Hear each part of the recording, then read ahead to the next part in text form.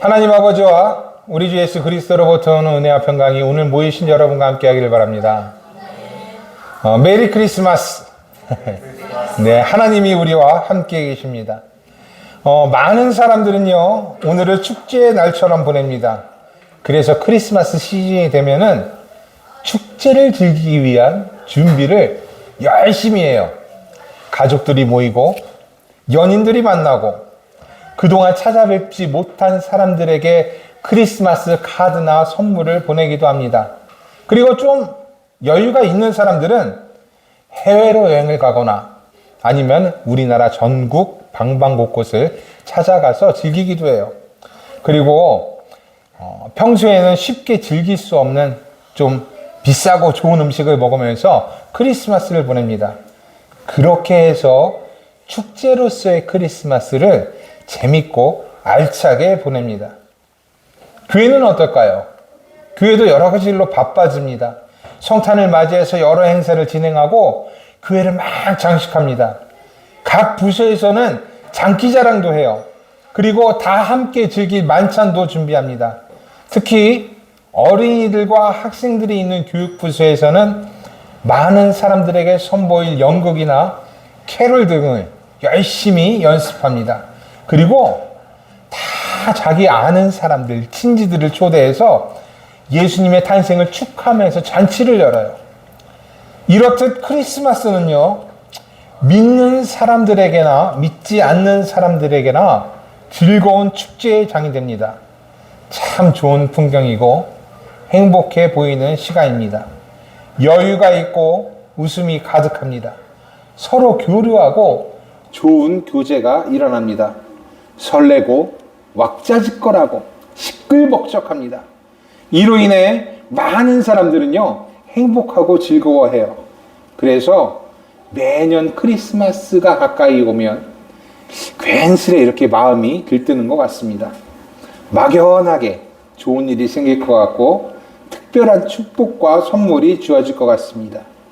이 역시도 크리스마스가 우리에게 주는 기쁨 중에 하나라고 생각합니다. 하지만 여러분, 크리스마스의 기쁨은 이것이 전부가 아니에요. 특히 우리 믿는 사람들에게 있어서 크리스마스는 공연이나 좋은 음식 또는 사람들의 교제만으로 끝나지는 않습니다. 또는 예수님의 잔치다, 예수님의 생일이다 이렇게 축하하는 것만으로 끝나지도 않습니다. 크리스마스는요, 우리에게 있어서 대단한 사건이에요. 예수님의 탄생을 기념하는 날만이 아니라 하나님이 인간이 되신 날이에요. 창조주가 피조물이 되신 날입니다. 빛이 어둠 속에 임하신 날이에요. 그래서 크리스마스가 특별한 것입니다. 하나님이 저 멀리 떨어져서 우리에게 명령하시고 엄하게 우리를 다스리는 하나님이 아니라 우리 세상에 들어오셔서 우리와 함께 계시게 된 날, 우리를 사랑으로 이끄시게 된 날이기 때문에 그렇습니다. 오늘의 복음서 14절에서 요한복음의 저자는 말씀이 육신이 되어 우리 가운데 거하셨다라고 말합니다. 이제 하나님이 우리와 함께 계십니다. 더 이상 율법으로 다스리지 않으세요. 잘 지키면 복 주고 안 지키면 벌 주겠다. 이것이 아닙니다. 우리와 함께 계셔서 우리를 이끄시고 우리를 죄와 사망과 법의 저울에서 구원하십니다. 그래서 이날 크리스마스가 우리에게는 굉장히 중요한 것이고 특별한 것이에요. 하나님이 우리 가운데 계시기 때문이에요. 그래서 우리는 즐거워하고 기뻐합니다. 하나님이 우리와 함께 계시기 때문에 마음 설레하고 행복해합니다. 죄가 떠나가고 은혜가 왔기 때문에, 사망이 무너지고 구원이 약속되었기 때문에, 하나님이 육신을 입고 이 땅에 오셨기 때문에 우리에게 크리스마스는 참 축제의 자리가 되는 것입니다. 지난 주일 복음서였던 마태복음에서는 이 성육신, 하나님의 육신이 된 것이 예언에 따라 이루어졌다고 말합니다. 선지자 이사야는 임마누엘, 즉 하나님이 우리와 함께 계시게 될 것이라고 예언했어요. 그리고 그 예언대로 말씀이 육신이 되어서 이 세상에 오셨습니다. 하지만 안타깝게도요, 세상은 그 말씀을 영접하지 않았어요. 많은 사람들은 구원을 원하고 영광을 바랬습니다. 하지만 말씀이 오시는 걸 기뻐하지는 않았습니다. 왜 그럴까요? 왜 사람들은 말씀을 기뻐하지 않았을까? 우리 사람들이 못되고 악해서일까요? 우리가 진리를 구하려 하지 않고 그냥 내 배만 채우는 것을 원했기 때문일까? 그렇지는 않습니다. 사람들은요, 옛날이나 지금이나 선을 위해서 노력하고 진리를 탐구하며 살아갑니다. 그러나 말씀을 받아들이지 않았던 것은요, 사람이 선천적으로 악해서가 아니라 죄가 사람들의 눈을 가리고 있었기 때문에 그래요. 그래서 빛이 와서 어둠에 비쳤으나 깨닫지 못했다라고 말한 것이에요. 이 세상이 말씀으로부터 창조되었지만 창조주를 알지 못하게 된 것입니다. 여러분, 창세기 1장을 한번 떠올려 보세요. 천지창조의 장면을 한번 떠올려 보십시오. 창조 전에 세상이 어땠어요?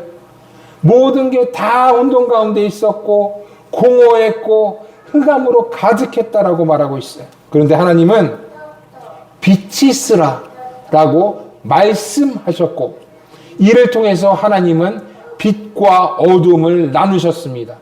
하나님의 말씀이 혼돈과 공허한 세상에 질서를 자리 잡게 하는 것이에요. 그런데 오늘의 복음서에서 말하기를 이 어둠은요, 빛을 깨닫지 못했다라고 말해요. 이 어둠은 질서를 원하지 않았던 것이에요. 죄가 말씀을 알아보지 못하게 한 것입니다. 하나님의 질서를 보지 못하게 해서 다시 세상을 흑암 가운데로 몰아넣은 것이에요. 공허하고 혼돈하게 한 것입니다. 그래서 사람들은 진리를 탐구하고 하나님을 알지 못했고 선을 행했지만 말씀을 깨닫지 못한 것입니다. 죄가 모든 것의 눈을 다 가리고 있기 때문에 그렇습니다. 하지만 하나님은 그런 이 세상을 포기하지 않으셨습니다. 죄로 가득하고 오염되고 그래서 진리가 가리워진 이 세상을 하나님은 버리지 않으셨어요.